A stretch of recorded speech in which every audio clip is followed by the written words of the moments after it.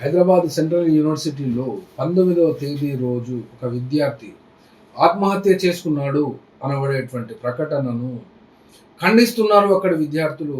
అతనిది హత్య అనబడేటువంటి ప్రశ్న అక్కడ వస్తున్నది. అక్కడ మాయా మయూఖ్ కుండు అనబడేటువంటి ఎంఏ ఎకనామిక్స్ స్టూడెంట్ అక్కడ క్యాంపస్‌లో ఉన్నటువంటి బఫెలో లేక్‌లో ఆత్మహత్య చేసుకొని మరణించాడు అని మాత్రం అక్కడ కనబడుతుంది. కానీ అంతకంటే ముందు క్యాంపస్‌లో కొందరు విద్యార్థులు ఆదివారం అనగా ఆ యొక్క కొందరు అంటే ఒక పెద్ద గుంపుగా ఏబీవీపీకి చెందినటువంటి వాళ్ళు ఎఫ్ హాస్టల్‌లోకి చేరుకొని మయూఖ్ కుందును అక్కడ నిలదీశారు.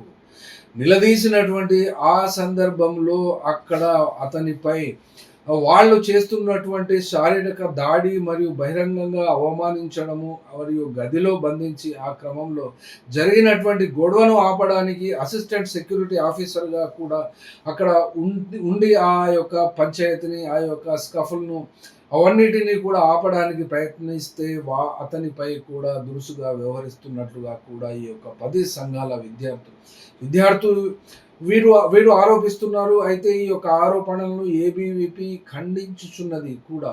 అయితే ఇక్కడ సూసైడ్ నోటు ఒకటి అనూహ్యంగా ఆ యొక్క స్టూడెంట్ గదిలో దొరికింది. అందులోపట ప్రస్తావించినటువంటి అనేక అంశాలు ఉన్నప్పటికీ అందులోపట ముఖ్యంగా ఆర్థిక ఇబ్బందులు మరియు కొన్ని వాట్ల గురించి కూడా అతను అక్కడ ప్రస్తావిస్తూ తన తల్లికి సారీ చెప్పారు. అయితే ఇక్కడ ఒక అంశం వస్తున్నది. పోలీసులకు ఇది హత్యనా, ఆత్మహత్యనా, అతనిపై దాడి జరిగింది. అతన్ని తీసుకొని తమ ఆధీనంలో తీసుకెళ్ళి అక్కడ అతనిపై శారీరకంగా హింసించి అతనిపై దాడి చేయడం వలననే అతను వెళ్ళి ఆత్మహత్య చేసుకున్నాడు అనబడేటువంటి ఆరోపణలు అయితే వస్తున్నవి. ఎందుకనంటే ఇక్కడ సెక్షన్ బిఎన్ఎస్ భారతీయ సంహిత సెక్షన్ 194 ప్రకారం అనుమానాస్పద మృతిగా ఈ యొక్క కేసును పోలీసులు అక్కడ నమోదు చేశారు.